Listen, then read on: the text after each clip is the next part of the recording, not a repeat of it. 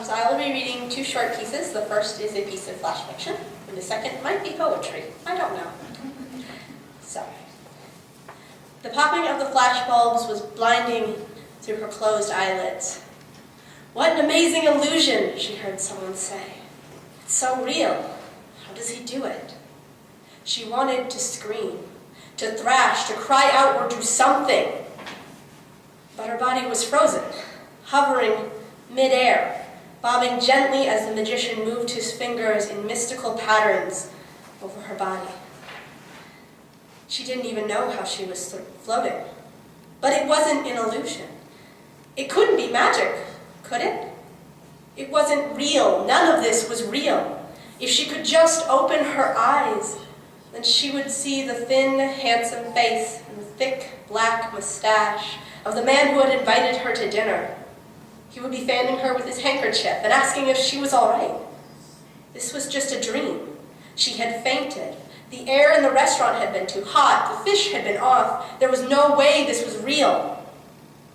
But she couldn't open her eyes or bring more than the shallowest breath of air to her lungs.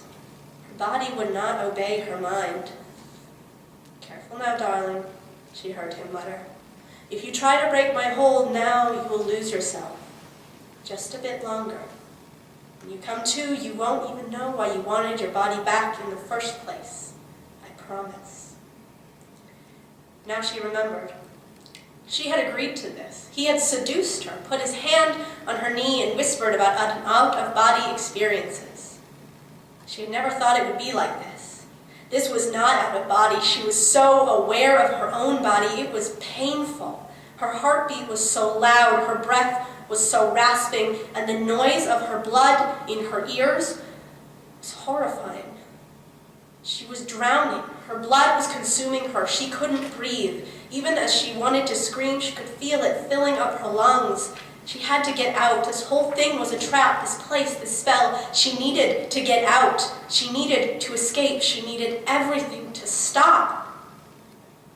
And it did. Suddenly there was nothing.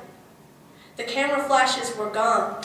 The crowd's voices, the screaming children, her breath, her heart, and her blood.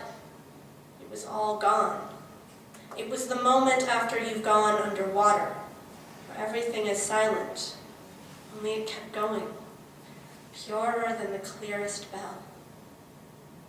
And then it crashed down.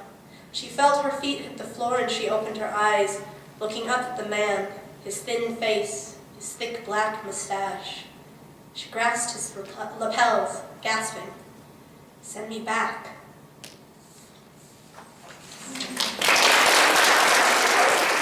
The main thing I've learned in this program is that genre is meaningless. So, sometimes you are 20. You have your feet on the dash and the window is open, and your best friend is speeding down the freeway. It's summer and that quiet song is on the radio, and someone you might love is holding your hand from the back seat. Everything unknown is ahead of you, but the air is warm and thick, and you sing along. And then you're 22, standing in the back seat, hoisting yourself through the sunroof and screaming at the injustice of a world that promised you everything. And some days it's too hard to tell a person that you want them. There are days when you stare at the empty space in your bed and try to will them there, wishing they would know the things you are too afraid to say. And sometimes you're too afraid to do anything. The world is so big and you are so small and there's nothing you can do. You offer up parts of yourself in exchange for a measure of truth or a pinch of comfort. And when you're drowning yourself in the bath, you can't tell if you're crying or not. And when you come up for air, you pretend the water was warm. And you hold on to yourself for dear life. And then you're older, and you're walking at night when you realize you cannot save everyone, that you are only 25 or 37 or 46, and you are only meant to save yourself. You stop on the bridge over the tracks, and you stare at the bright city in the distance. When a train lumbers under you, you vow never to jump. But right now you are here. The world is out there, and there is a world you will never know. And there is a world you will see with your own eyes, and you will not believe. This time you are where you are, and everything is just what it is. And there is someone who loves you and someone you might love, and the car engine is running, and they're waiting for you.